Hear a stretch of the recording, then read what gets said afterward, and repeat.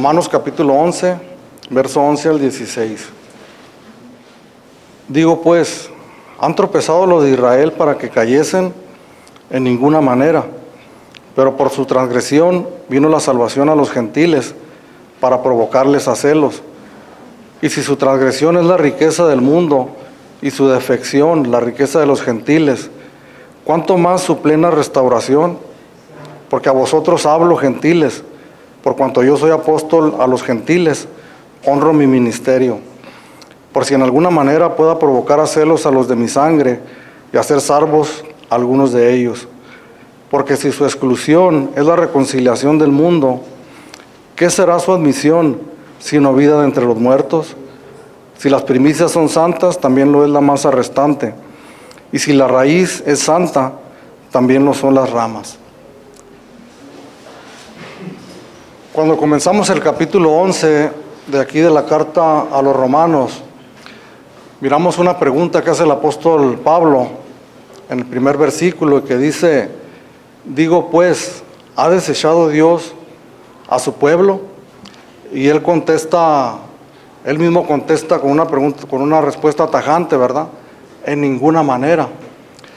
Y miramos en los versículos siguientes cómo Dios dice que se ha guardado un remanente, el cual ha sido escogido por gracia y no por obras. Estábamos mirando la semana pasada precisamente que Dios utiliza los mismos medios para salvar a los judíos que los mismos medios que utiliza o que ha utilizado para salvarnos a nosotros, que es su gracia, su misericordia, el perdón de nuestros pecados, el poder llegar delante de Dios igual que todas las personas, reconociendo nuestra necesidad delante de Él, y así poder nosotros recibir esa gracia y esa misericordia de parte de Dios.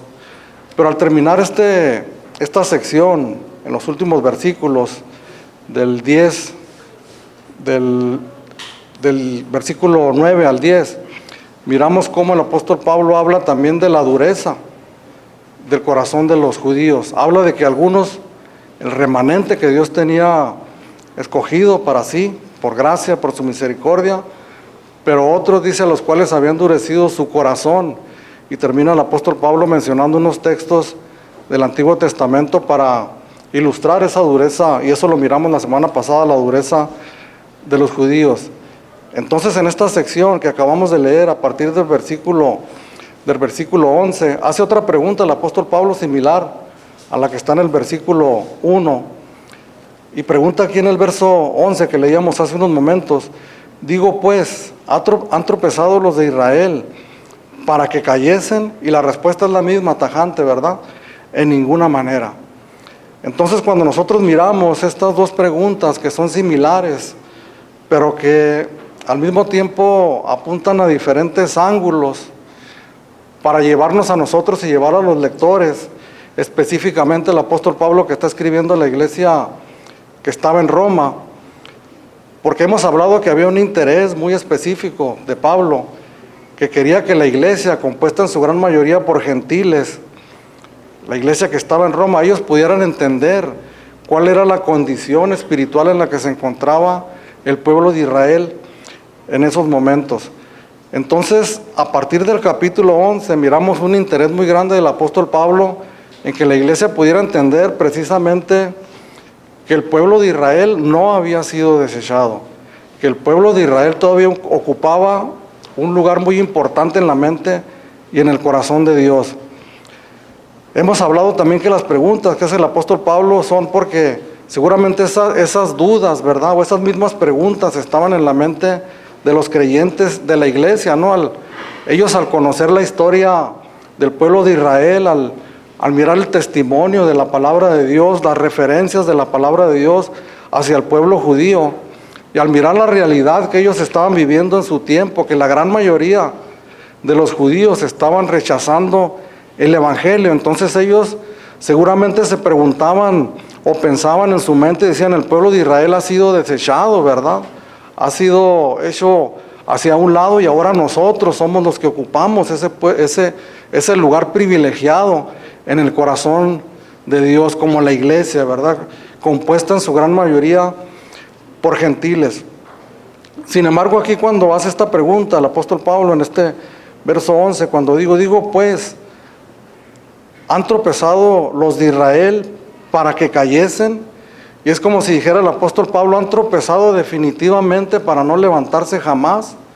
Su caída ha sido definitiva y entonces ellos han sido desechados y ya no se van a volver a levantar. La historia del pueblo de Israel quedó en el pasado y ahora comienza otra historia nueva basada ahora en otro pueblo, en el pueblo gentil. Pero cuando el apóstol Pablo responde esta pregunta, esta respuesta tajante, en ninguna manera, y luego explica la razón por la cual el pueblo judío había caído. Y dice, en ninguna manera, pero por su transgresión vino la salvación a los gentiles para provocarlos a celos. Entonces Dios tenía un plan y tiene un plan maravilloso para el pueblo de Israel que nosotros debemos de conocer en este tiempo. Y que el apóstol Pablo estaba interesado en que la iglesia de aquel tiempo también conociera, que el pueblo de Israel estaba todavía en los planes de Dios. Pero ¿por qué cayeron? Si la respuesta era que todavía Dios no los había desechado, entonces la pregunta era ¿por qué habían caído? Y entonces aquí comenzamos a ver que el apóstol Pablo comienza a explicar que todo tenía un propósito específico en los planes de Dios para la redención del mundo. Cuando nosotros comenzamos a estudiar acerca de los planes de Dios y la manera en que Dios obra, obviamente muchas de esas preguntas nosotros no las podemos responder, porque mirábamos, ¿verdad?, la cita de Isaías que dice que mis pensamientos no son vuestros pensamientos, ni mis caminos tampoco son vuestros caminos. Nosotros no podemos entender muchas de las cosas que Dios hace y más cuando nosotros vayamos estudiando la manera en que Dios obró para la salvación de los gentiles. Entonces, cuando el apóstol Pablo menciona aquí y dice, pero por su transgresión vino la salvación a los gentiles para provocarlos a celos. Recordamos nosotros lo que dice en el Evangelio de Juan, capítulo 1, verso 11 y 12. Dice Juan, a los suyos vino, pero los suyos no le recibieron. Mas a los que le recibieron les dio el poder de ser llamados hijos de Dios. Entonces cuando el escritor, Juan, se refiere y dice a los suyos vino, ¿a quién se está refiriendo? Obviamente se está refiriendo al pueblo de Israel, ¿verdad? A los suyos, de su linaje, el pueblo judío. Él vino específicamente a ellos y varias veces en su ministerio él lo recalcó, ¿verdad? Que había venido primeramente las ovejas del pueblo de Israel. Sin embargo, cuando nosotros leemos los 4 evangelios, miramos el constante rechazo del pueblo de Israel al Señor Jesucristo. Y más adelante en el libro de los Hechos, en el capítulo 13, verso 44 al 46, vamos a mirarlo por favor. Hechos capítulo 13, verso 44 al 46. El siguiente día de reposo se juntó casi toda la ciudad para oír la palabra de Dios. Pero viendo los judíos la muchedumbre, se llenaron, fíjese, de celos y rebatían lo que Pablo decía, contradiciendo y blasfemando. Entonces Pablo y Bernabé, hablando con denuedo, dijeron, a vosotros a la verdad era necesario que se os hablase primero la palabra de Dios, mas puesto que la desecháis y no os juzgáis dignos de la vida eterna, he aquí nos volvemos a los gentiles. Entonces el apóstol Pablo y sus condiscípulos estaban predicando la palabra de Dios en las sinagogas a los judíos, ¿verdad? Tratando de convencerles de que Jesucristo era el Señor, el Mesías que ellos habían estado esperando. Pero constantemente la respuesta que ellos recibían era precisamente el rechazo al Evangelio. Entonces miramos aquí cómo la Escritura dice que desde este momento, puesto que la desecháis, les dice, y no os juzgáis dignos de la vida eterna, aquí nos volvemos a los gentiles. Entonces estamos mirando que el rechazo del pueblo de Israel, ¿qué fue lo que ocasionó? La negativa del pueblo de Israel en creer en Jesucristo como el Mesías, como el Salvador. Lo que produjo fue que el apóstol Pablo y sus consiervos se volvieran a predicar el Evangelio de nuestro Señor Jesucristo a todas las naciones, hacia los gentiles.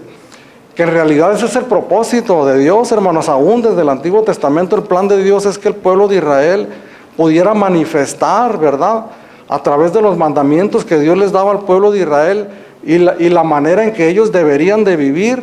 Eso tenía que dar un testimonio a las demás naciones para que ellos glorificaran a Dios y que pudieran vivir, que había una manera hermosa y maravillosa de vivir en este mundo, solamente teniendo a Dios en sus corazones. Sin embargo, los judíos, hermanos, podemos nosotros mirar en la palabra de Dios que era un pueblo muy estrecho, ¿no?, en su visión, un pueblo muy exclusivo, encerrado en sí mismos. Ellos practicaban su religión y su manera de adorar a Dios únicamente ellos como pueblo, y prácticamente ellos no practicaban el hecho de compartir su fe a otras naciones. Había simpatizantes del judaísmo, nosotros lo podemos mirar también en la Escritura, gentiles que simpatizaban con la religión o con la doctrina de los judíos y se acercaban, ¿verdad? Pero ellos les daban un lugar, podemos decir, de segunda, ¿no? Para ellos no eran en realidad pueblo de Dios, ellos eran gentiles que simpatizaban con el judaísmo, y aún en el templo donde ellos adoraban había una división que separaba la adoración de los gentiles y la adoración de los judíos. Cuando Jesús, en el capítulo 1, versículo 8 de Hechos, el Jesús resucitado que iba a partir con el Padre, Él le da unas instrucciones a sus discípulos y les dice: primeramente, recibiréis poder cuando venga el Espíritu Santo sobre vosotros, y me seréis testigos, ¿verdad? Dice, en Jerusalén, por toda Judea, en Samaria y hasta lo último de la tierra. Entonces ese siempre ha sido el plan de Dios, de expandir el Evangelio, el reino de Dios hacia todo el mundo. No era algo nuevo que estaba enseñando el apóstol Pablo, sino que era algo que siempre estuvo y ha estado en el corazón de Dios. Pero ¿cuál era la manera, verdad, en que Él lo iba a lograr? Y es aquí donde nosotros miramos los planes de Dios, a veces que a nosotros se nos escapan porque no podemos nosotros poder comprender todo lo que la palabra de Dios nos habla acerca de los planes de Dios. Sin embargo, esto sí lo podemos nosotros ir vislumbrando, ¿verdad? Que el plan de Dios es expandir el reino de Dios hacia todas las naciones. Entonces nosotros aquí en pleno siglo XXI que estamos viviendo, estas palabras nos alcanzan a nosotros también, que nosotros como gentiles también, ¿verdad?, que hemos sido alcanzados nosotros por la predicación de estos hombres que se dieron en un principio, pero que muchos años después, que hemos escuchado nosotros el Evangelio, las buenas nuevas de salvación, y hemos sido alcanzados. Somos llamados nosotros, cada uno de nosotros también, a tener esa visión amplia y de ninguna manera cerrada y exclusivista que tenía el pueblo de Israel, el pueblo judío, sino que nosotros aprendamos también que estamos aquí nosotros para proclamar esa fe a la que nosotros hemos sido entregados. Aquí mismo en el libro de los Hechos, capítulo 18, versículo 6, leemos desde el verso 5.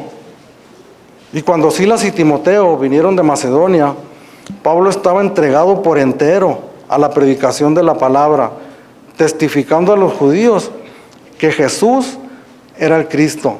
Verso 6. Pero oponiéndose y blasfemando estos, les dijo, sacudiéndose los vestidos: vuestra sangre sea sobre vuestra propia cabeza, y yo, limpio desde ahora, me iré a los gentiles. Entonces, cuando nosotros leemos una vez más este versículo 11 que dice: digo pues, han tropezado los de Israel para que cayesen, han caído para no volverse a levantar jamás, van a quedar postrados y no se van a levantar jamás en ninguna manera, pero por su transgresión, por su desobediencia, por su rechazo al Evangelio, eso propició que estos hombres se volvieran de lleno a predicar el Evangelio a los gentiles. Pero por su transgresión vino la salvación a los gentiles para provocarlos a celos.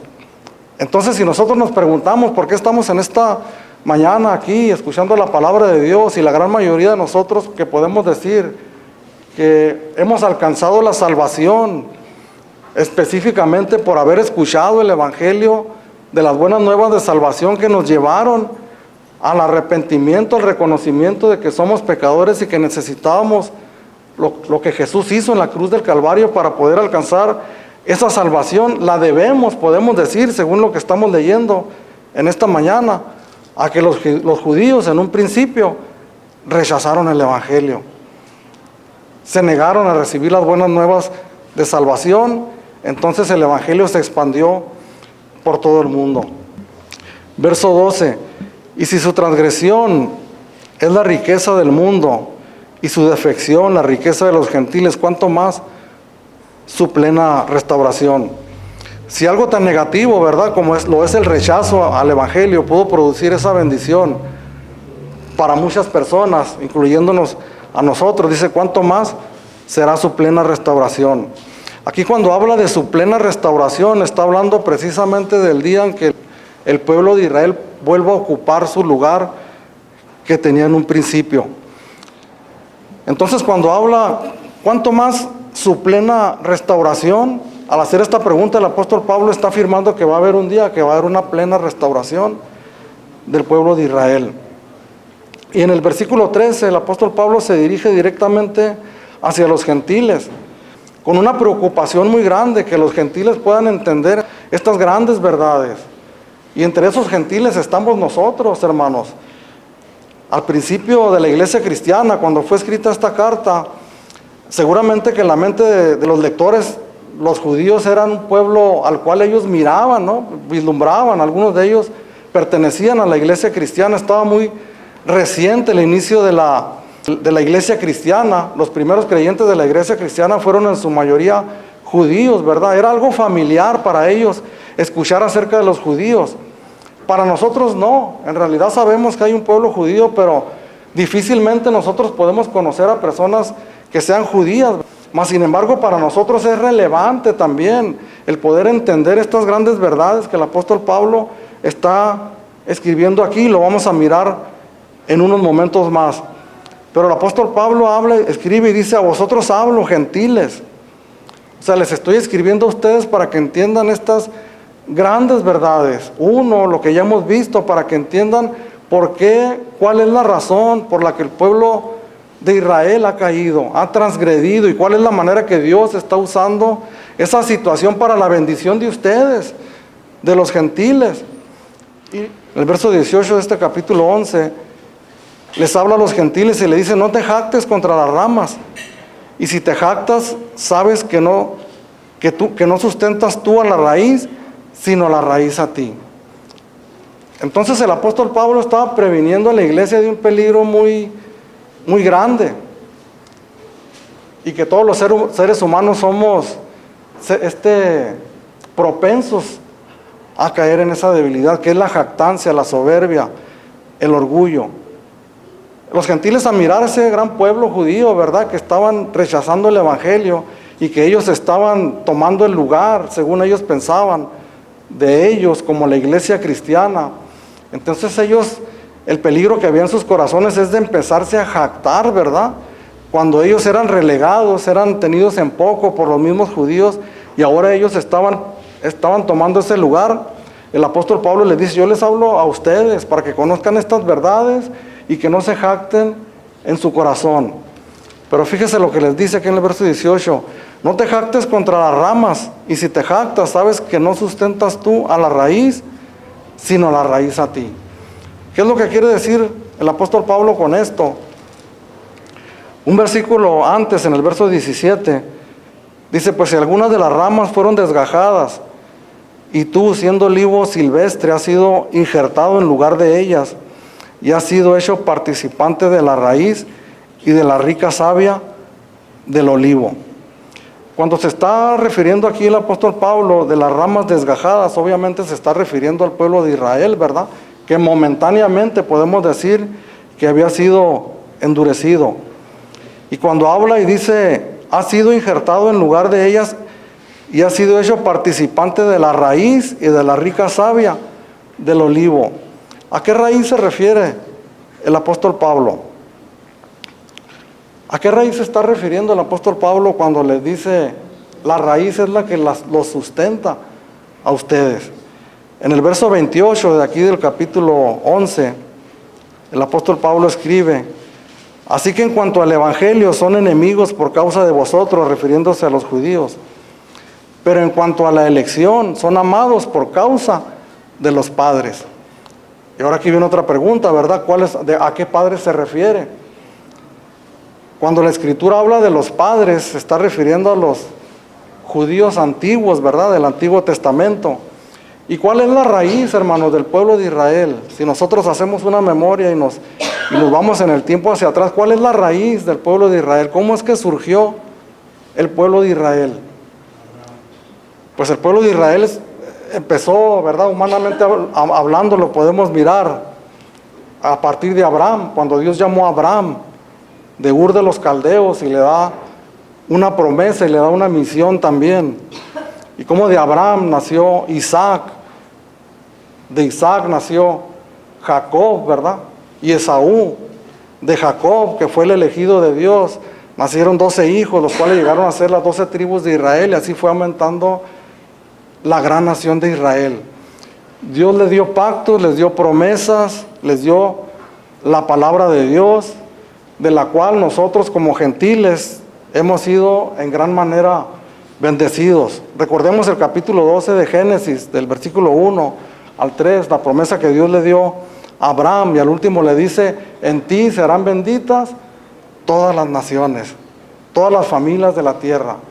Entonces nosotros como gentiles, hermanos, nosotros somos sustentados por esa raíz, a partir de Abraham, si no en el hecho de un linaje carnal o humano, sí, en un linaje espiritual por causa de la promesa que Dios le dio a Abraham, que nosotros íbamos a alcanzar la bendición por medio de aquel hombre.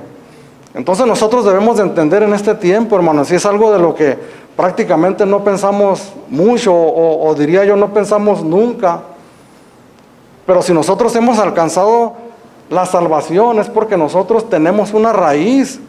Sabemos, hermanos, que Dios es el autor y consumador de nuestra fe, de la salvación, por medio de su Hijo Jesucristo, pero los instrumentos que Dios usa y que Dios usó en este mundo fue un pueblo llamado Israel, y que tiene un inicio, una raíz de la cual nosotros hemos sido bendecidos. Y si nosotros habláramos en esta mañana, porque es uno de los propósitos del apóstol Pablo que tenía en mente al escribir estas palabras, que la iglesia de aquellos tiempos tuvieran en su mente y en su corazón al pueblo judío y que lo miraran con otros ojos, ¿verdad? Entendiendo que ellos tenían un lugar en el corazón de Dios, que si bien ellos tenían que acceder a la fe al igual que todos nosotros, pero que Dios no los había desechado en ninguna manera. Hemos repetido varias veces este texto porque es un texto hermoso al iniciar esta sección. El apóstol Pablo en el capítulo 9, y continuando con el estudio, uno empieza a reflexionar, ¿verdad? Que lo utiliza a manera prácticamente de introducción. El apóstol Pablo, el versículo 1, porque eso es lo que está en la mente del pueblo de Israel cuando dice: verdad digo en Cristo, no miento, y mi conciencia me da testimonio en el Espíritu Santo, que tengo gran tristeza y continuo dolor en mi corazón, porque deseara yo mismo ser anatema, separado de Cristo, por amor a mis hermanos, los que son parientes según la carne. Entonces había una aflicción en el corazón del apóstol Pablo por la condición en la que se encontraban el pueblo de Israel en ese momento, y él quiere, por decirlo de alguna manera, hermanos, inyectar ese mismo sentir en la iglesia de aquel tiempo. Y para nosotros tal vez es algo muy lejano, muy extraño el hablar de judíos, pero yo le aseguro, incluyéndome a mí mismo, que es rara la vez cuando nosotros incluimos al pueblo judío, ¿verdad?, en nuestras oraciones y clamamos nosotros por el cumplimiento de la promesa que Dios tiene para este pueblo. Y la razón es sencilla, hermanos, por el desconocimiento que nosotros tenemos de lo que dice la palabra de Dios acerca de eso. Pero si el propósito fue ese en el principio, uno de los propósitos del apóstol Pablo, inyectar a la iglesia cristiana de esa preocupación, ese propósito también sigue siendo para nosotros, hermanos, recordar que hay una nación llamada Israel que está en algún lugar del mundo y que vive lejos de Dios, apartados de Dios completamente, pero que Dios tiene promesas hermosas para ellas y sabemos que tienen un lugar especial en el corazón de Dios que no los ha olvidado y que nosotros tenemos que tenernos en nuestra mente y nuestro corazón también al orar por ellos, por su salvación. Entonces el apóstol Pablo se dirige directamente a los gentiles aquí en el verso 13. Y en el verso 14 dice, por si en alguna manera, verso 13 continuamos ahí, dice, porque a vosotros hablo gentiles, por cuanto yo soy apóstol a los gentiles, honro mi ministerio. Soy apóstol a los gentiles con la autoridad de un apóstol que les he predicado la palabra de Dios a innumerables gentiles. Muchos gentiles habían venido a la fe por medio del ministerio del apóstol Pablo, como algunos versículos que leímos hace unos momentos. Pero esta palabra a mí me llamó mucho la atención, hermanos, y de hecho, pues tocó mi corazón cuando el apóstol Pablo dice, soy apóstol a los gentiles, y estas últimas 3 palabras, honro mi ministerio. ¿Qué significan estas palabras que dice el apóstol Pablo? Honro mi ministerio. El apóstol Pablo sabía que era un gran privilegio haber sido escogido por Dios, haber sido llamado como predicador del evangelio para ir a los judíos, a los gentiles, a todo el mundo, a anunciar estas maravillosas buenas nuevas de salvación. Si había alguien, hermanos, que sabía la seriedad, la profundidad, el honor, la grandeza de ser un siervo de Jesucristo, el apóstol Pablo se presenta como apóstol de Jesucristo, pero no tiene ningún inconveniente en presentarse también como Pablo, siervo de Jesucristo. Era para él, hermanos, para todos los siervos que Dios ha llamado a sus caminos en este tiempo, para todos aquellos que nos llamamos cristianos y que Dios nos ha llamado sin lugar a dudas y sin excepción a todos nosotros a servirle a Él como siervos de Jesucristo. Era para ellos y es para nosotros, debería de ser para nosotros también un honor servir a Jesucristo. El apóstol Pablo lo sabía, el privilegio tan grande, mas sin embargo lo que dice, honro mi ministerio. Está diciendo, le doy el lugar preeminente que tiene en mi vida. Y tal vez nosotros pensamos aquí, y es correcto, ¿no? Pensamos en los ministerios pastorales, evangelísticos, ministerios que hay en la iglesia, pero recordemos que nosotros, cuando somos llamados a servir al Señor, somos llamados a servir en donde quiera que nosotros estamos. Y una de las preguntas que surgirían aquí con estas palabras que escribe el apóstol Pablo sería que si nosotros podemos decir también las mismas palabras. Si nosotros podemos decir, estoy honrando mi ministerio. Hermano, pero no tengo ningún servicio en la iglesia, no, todavía no estoy sirviendo formalmente en la iglesia, pero ¿cuál es nuestro principal servicio, hermanos? Porque a veces estamos nosotros un poquito desorientados, porque yo les pudiera decir en esta mañana, realmente que mi principal servicio no está aquí los domingos por la mañana. Y yo me preguntaría a mí mismo, ¿estoy honrando en el ministerio que Dios me dio? Al tener una esposa y al darme mandamientos en cuanto a mis responsabilidades con mi esposa. Estamos honrando nuestro ministerio, que Dios nos dio unos hijos, 1, 2, 3, 4, 5 o 6 hijos. Un ministerio hermoso, hermanos, de llevar a estos pequeños al conocimiento de nuestro gran Dios y Salvador, Jesucristo. Enseñarles el Evangelio, lo que el Evangelio dice de la condición del ser humano, de quién es Dios y la solución que nos dio al enviar a su Hijo Jesucristo. Podemos decir nosotros estas palabras, estoy honrando mi ministerio.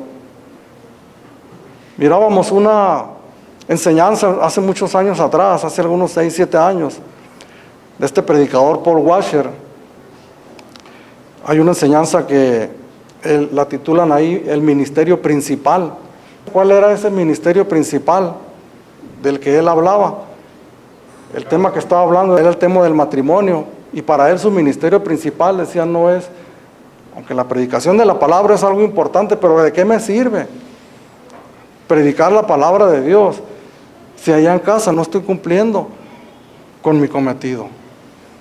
¿De qué nos sirve, hermanos, a nosotros el tener a nuestros hijos y traerlos aquí a la congregación? Hace unos momentos pasé por ahí, por el pasillo, y miré a nuestra hermana Belia que tenía la mesa servida, ¿no?, con su cuaderno de trabajo para cada niño.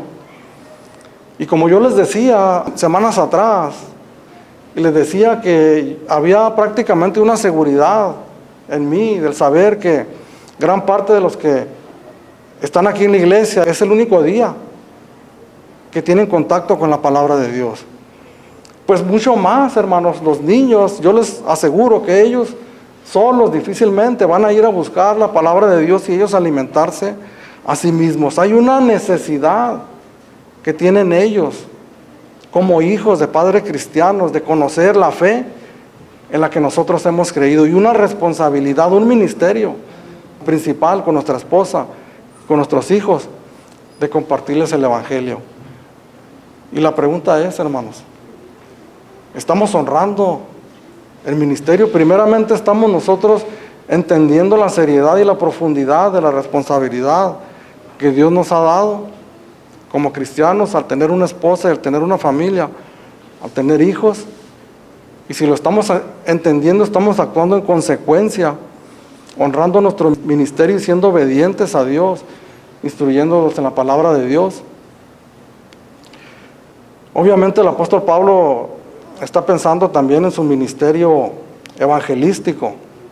Y cuando él dice honro mi ministerio, si hay alguien que realmente podía decir estas palabras sin titubear, era el apóstol Pablo. Nosotros conocemos su ministerio a través de la palabra de Dios, desde el libro de los Hechos, cuando nos narra la conversión del apóstol Pablo, en aquel tiempo Saulo, al mirar sus cartas, cómo él escribe su experiencia en el servicio a Dios.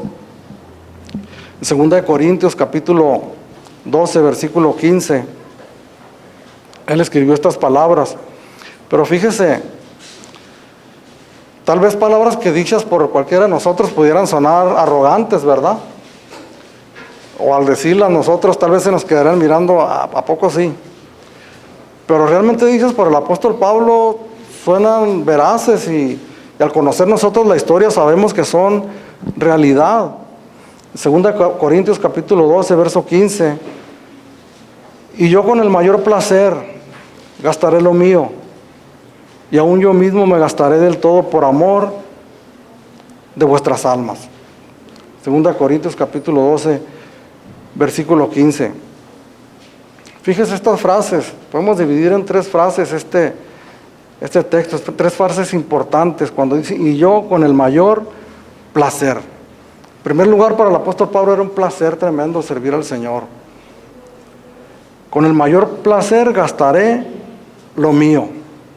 ¿A qué se refiere con esto? No necesitamos mucho esfuerzo de interpretación para entender que el apóstol Pablo está hablando de sus bienes personales. El apóstol Pablo aún trabajaba para adquirir medios, y esos medios económicos poderlos gastar en la obra del ministerio. Y aún yo mismo me gastaré del todo. ¿Por qué, hermanos? Por amor de vuestras almas. Cuando dice yo mismo me gastaré del todo, está hablando de que no ponía ningún reparo en su condición física, en su debilidad, en tanto que él se pudiera desplazar de un lugar a otro. El apóstol Pablo estaba honrando su ministerio. Gálatas capítulo 4, versículo 19. Hijitos míos, por quienes vuelvo a sufrir dolores de parto hasta que Cristo sea formado en vosotros. Fíjese las palabras de ternura, ¿no?, con las que se refiere.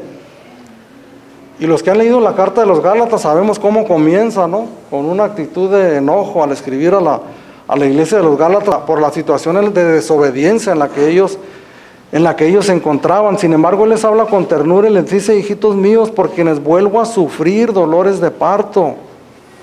Les he preguntado en algunas ocasiones, cuando hemos pasado por estos versículos, a las hermanas de aquí de la congregación, que son madres, y les he preguntado, nada más para confirmar, porque mi madre me lo dijo en su tiempo, mi esposa también me lo ha dicho, acerca de los dolores que se sienten cuando están a punto de dar a luz. Hoy en día casi se usa mucho ¿cómo se llama? La cesárea, ¿verdad? O les ponen una inyección para que no sufran dolor. Algo así he escuchado. Pero el dolor de parto natural, hermanos, es un dolor indescriptible, según lo comentan los que lo han padecido. Pero fíjese lo que dice el apóstol Pablo: vuelvo a sentir dolores de parto. Es como si alguno de ustedes que ha sufrido dolores de parto tremendos, ¿no? Ha salido del quirófano y luego por alguna razón le dijeran: ¿sabes qué? Algo salió mal, tenemos que regresar para que vuelvas a sentir los mismos dolores de hace 10 minutos. Es lo que está diciendo el apóstol Pablo. Una iglesia en la cual le había predicado, había formado una iglesia, se estaba desviando, estaban algunos recibiendo enseñanzas equivocadas, mas sin embargo el apóstol Pablo, con la paciencia, con la ternura, con la dedicación que no dejaba a aquella iglesia, les decía: vuelvo a sentir dolores de parto. Un hombre que estaba, sin lugar a dudas, honrando su ministerio. El evangelio, hermanos, el privilegio de predicar el evangelio no se trata únicamente de pararse en una esquina y comenzar a vociferar a los cuatro vientos. No se trata únicamente de repartir un folleto con una persona y a veces ni siquiera mirarlo a los ojos, darnos la media vuelta y retirarnos. Honrar el ministerio significa hacer el trabajo completo, predicar la palabra de Dios, sembrar la semilla en el corazón de la persona, darle seguimiento, traérnoslos a la iglesia, tratar con ellos y aún mirar a veces sus traspiés, sus desobediencias, sus ciertas durezas de corazón. Entonces nosotros aferrados a esa persona, dice, hasta que Cristo sea formado en vosotros. ¿Qué significa esta frase, hermanos? Hasta que Cristo sea formado en vosotros, hasta que ustedes puedan ser capaces de vivir ustedes mismos la vida cristiana, hasta que hayan alcanzado cierta madurez y entonces ustedes también sean capaces de hacer lo mismo que yo les estoy enseñando. Recordemos lo que dijo el apóstol Pablo en 1 Corintios capítulo 11, versículo 1. Que sean imitadores de mí como yo lo soy de Cristo. O sea, no estamos hablando, el apóstol Pablo no se está presentando a sí mismo como alguien a quien tenían que imitar, una persona que tenían que imitar sus maneras de ser, sus pensamientos, sus emociones, sino como alguien que sin lugar a dudas él estaba siguiendo también los pasos de alguien, que eran precisamente los pasos de Jesucristo. Si nosotros miramos la vida de Jesús, vamos a mirar un hombre, hermanos, que caminó por este mundo y que sin lugar a dudas podemos decir también que honró en gran manera su ministerio. ¿Cuál fue el ministerio principal de nuestro Señor Jesucristo? Vino a predicar el evangelio, hermanos, las buenas nuevas de salvación, pero su principal ministerio, lo principal que el Señor Jesucristo vino a hacer a este mundo, vino a morir en una cruz, en la cruz del Calvario, y Él honró su ministerio hasta el último. Fíjese los misterios de Dios o las maneras de obrar de Dios que nosotros a veces no alcanzamos a comprender de una manera lógica, y que tal vez nosotros lo haríamos de otra manera, sin lugar a dudas. Por eso no son buenos las estrategias o las planeaciones de nosotros como seres humanos, según nuestros pensamientos o nuestro entendimiento. Porque en el versículo 14, el apóstol Pablo escribe y dice: por si en alguna manera pueda provocar a celos a los de mi sangre y hacer salvos algunos. En el versículo 11, cuando comenzamos a leer, en la segunda parte del verso 11 dice: pero por su transgresión vino la salvación a los gentiles para provocarlos a celos. ¿Cuál fue una de las circunstancias o instrumentos, podemos decir, en que Dios utilizó o está utilizando o va a utilizar también en un futuro para traer a los judíos rendidos a sus pies? La palabra de Dios, aquí lo que estamos leyendo, es por medio de los celos. ¿Por qué los celos, hermano? Los celos nosotros los identificamos como un sentimiento negativo, ¿verdad? Podemos decir la envidia, los celos por mirar que a alguien le está yendo bien y que nosotros quisiéramos también que nos estuviera pasando lo que le está pasando a aquella persona, pero de una manera negativa, ¿verdad? De nosotros. Mas, sin embargo, Dios usa esa circunstancia, hermanos, trayendo primeramente ese sentimiento negativo hacia los judíos al pensar en aquel tiempo, este pueblo al que nosotros despreciábamos y que inclusive literalmente, hermanos, en la palabra de Dios se menciona que ellos le llamaban despectivamente perros, incircuncisos. Y de repente mirarlos formar parte de una comunidad de creyentes que se congregaban en un lugar, cantando con alegría de corazón, compartiendo unos con otros, que habían recibido la salvación, y eso producía en ellos cosas visibles que la gente podía mirar y que ellos decían, primeramente los provocaban a celos, pero después un deseo de experimentar aquello que ellos estaban experimentando. Entonces nosotros también podemos pensar en ese aspecto, hermanos, nosotros como iglesia cristiana, porque aparte de nosotros predicar el evangelio, nosotros tenemos que demostrar a la gente que nos está mirando de manera visible que aquello en lo que nosotros hemos creído y que hemos recibido produce en nosotros algo bueno, un fruto para la gloria de Dios. Hace muchos años platicaba con una persona, con un creyente, que llegó a la congregación donde nosotros estuvimos en un principio, que era un lugar donde tenían una excelente agrupación de música. Y la persona que entraba, inmediatamente la primera impresión que si ya había empezado el tiempo de la alabanza, pues quedaba con una impresión, ¿verdad?, muy grata al escuchar esa música de calidad. Y otra cosa que observaban también eran manos levantadas, ¿no?, de las personas. Entonces me dijo esta persona, andábamos buscando dónde congregarnos, y cuando entramos y escuché la música y miré las manos levantadas, no la pensé más, dije, aquí es, este lugar es donde nos vamos nosotros a congregar. Pero yo le preguntaría en esta mañana, ¿esos son motivos suficientes para que nosotros podamos ser, por así decirlo, una tierra agradable para los demás? Un tiempo de alabanza, manos levantadas. Y si me voy un poquito más allá, hermanos, el tiempo del llamado, ¿verdad?, al terminar la predicación y mirar a las personas caer, personas tiradas en el piso, ese es la señal para que nosotros digamos, yo quiero eso también. Nosotros podemos responder a esta pregunta si nos imaginamos, si pensamos, si un judío en nuestro tiempo entrara a nuestra congregación, de principio a fin, un judío, conocedor de la ley, de la palabra de Dios. Ese judío al terminar su visita en este lugar, él pudiera decir, yo quiero eso que ellos tienen. Porque me pueden mirar con las manos levantadas, hermanos. Me pueden mirar, tal vez, imponiendo mi mano a alguien, a aquella persona caer al suelo. Pueden mirar a la persona caer al suelo, pero después, saliendo de aquí, lo pueden mirar y pueden mirar la vida, el estilo de vida que ellos están llevando. Y lo que van a decir es que yo no quiero esa manera de vivir. Si este es el cristianismo que ellos predican, pues simplemente yo no quiero esta manera de vivir.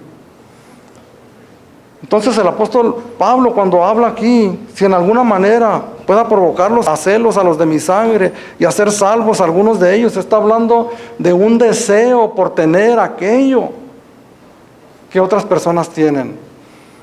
¿Qué produce la salvación, hermanos, en nuestras vidas? ¿Qué produce el nuevo nacimiento en nuestras vidas?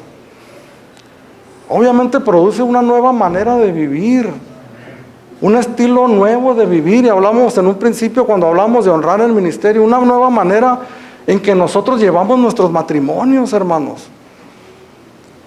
Una nueva manera en que nosotros convivimos con nuestra familia. Una nueva manera en la que nosotros convivimos unos con otros como iglesia. ¿Qué dijo el Señor Jesucristo, hermanos? En esto conocerán que son mis discípulos. En que se gozan en la alabanza tremendamente.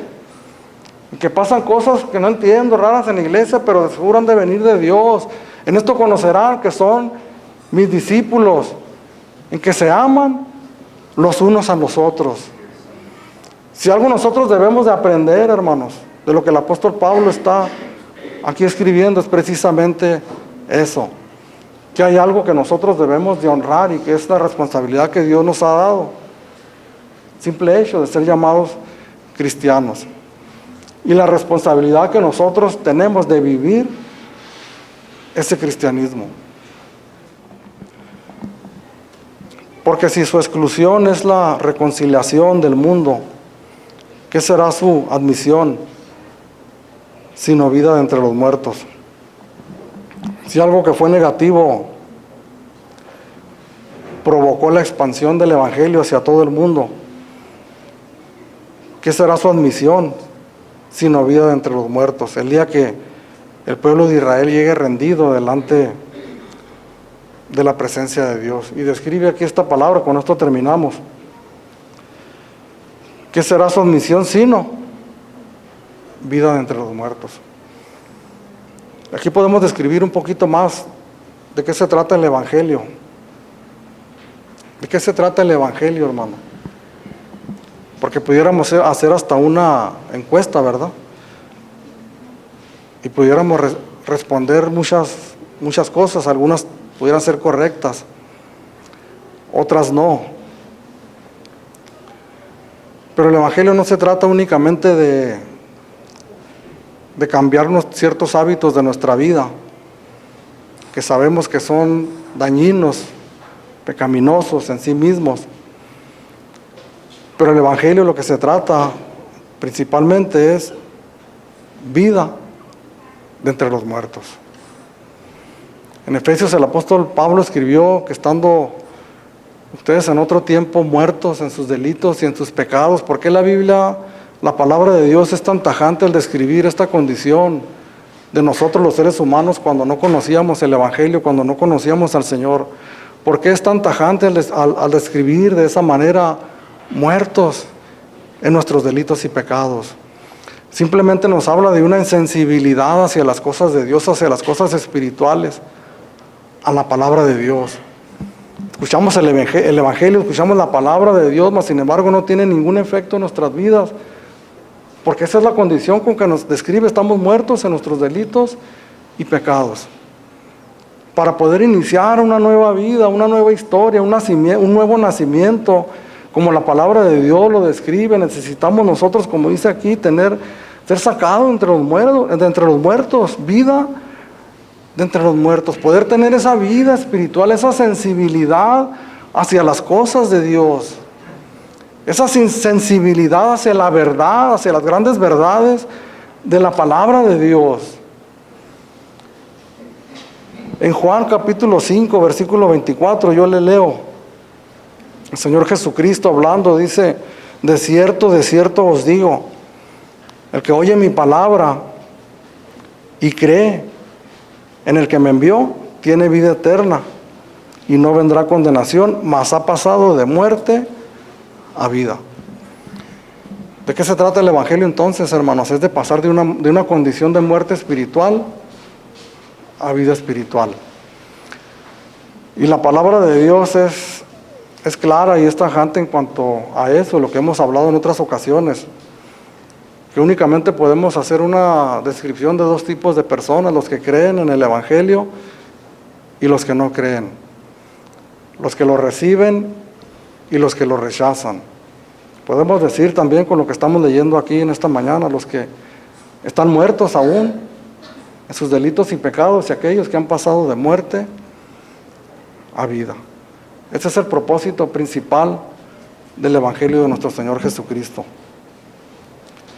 Entonces, en esta primera parte de esta sección del capítulo 11, que termina hasta el verso 24, que vamos a estar mirando la semana entrante, podemos nosotros mirar que Dios tiene una manera muy muy particular, muy de Él, de obrar, que nosotros a veces no entendemos.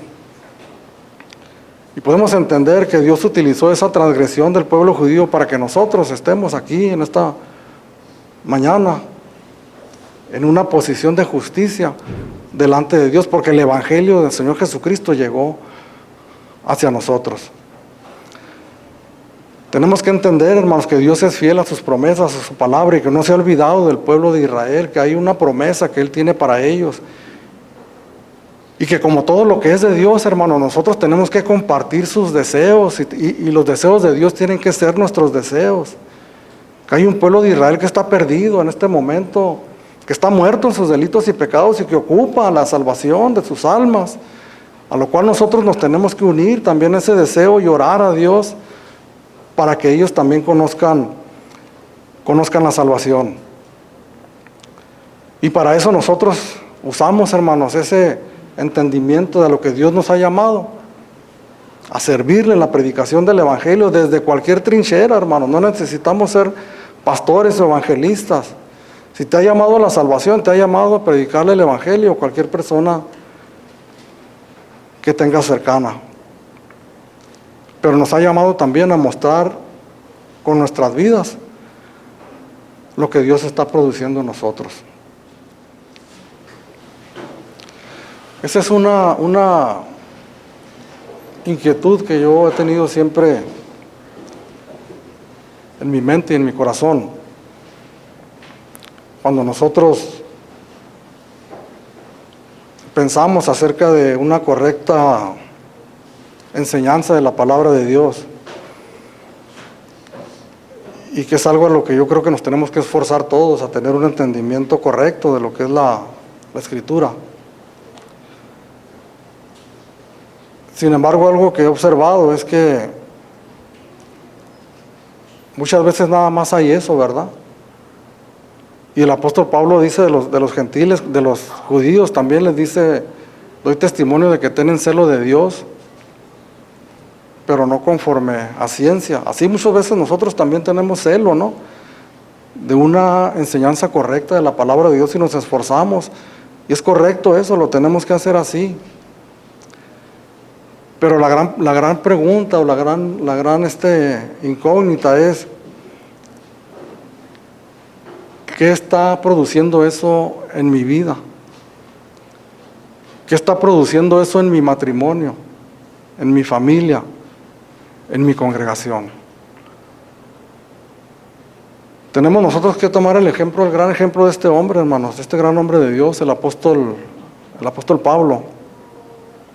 Otras veces lo hemos mencionado, este tiempo que vivimos, encontramos muchos obstáculos y estorbos para el deseo que hay en nuestro corazón de entregarnos cada vez más, ¿verdad?, más, de una manera más comprometida a Dios y a su servicio, ¿no? A veces salimos motivados o nos motivamos en el trabajo meditando en la palabra de Dios y decimos: me voy a enfocar más. El tiempo que tenga disponible lo voy a usar para volcarme a Dios y para servirle, pero nos encontramos con la realidad que en este mundo tenemos muchos obstáculos silenciosos, a veces que nos pasan desapercibidos, pero que nos sumimos en ellos, y pasa el tiempo y nosotros no lo hacemos. Y las preguntas que utiliza el apóstol Pablo, y que son varias las que hemos venido mirando, son precisamente con el propósito de hacernos nosotros reflexionar en cuanto a estos grandes temas de la palabra de Dios. Entonces el llamado de Dios, hermanos, en esta mañana es a nosotros, que nosotros tomemos en serio la palabra de Dios y las grandes verdades que están aquí escritas, porque sin duda alguna, cada detalle tiene un propósito para nuestras vidas.